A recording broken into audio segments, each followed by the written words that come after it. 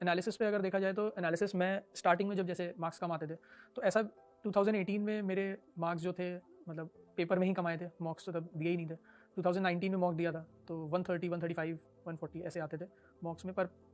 जब जैसे paid course कर लिया थोड़ा सा और नॉलेज गेन हुई थी तो 160, 165, 170 आने लगे थे। जैसे मैंने बताया मुझे लगता था पेपर ईजी आएगा, मॉक टेस्ट तो रिलेवेंट होते हैं, पर ऐसा था नहीं, उतने ही आए थे मार्क्स भी तब भी। तो खैर उसके बाद 2020 में मेरे को ये रियलाइज़ हो गया था कि मॉक्स ज़्यादा से ज़्यादा देने पड़ेंगे और एनालिसिस में भी उतना ही टाइम देना पड़ेगा। मॉक्स सिर्फ ऐसा नहीं कि आपने अटेम्प्ट कर दिया मॉक और आपका मतलब काम हो गया, लर्निंग हो गई, ऐसा नहीं होता। एनालिसिस उसका बहुत लंबा एक मतलब रहता है, प्रोसीजर रहता है उसका भी,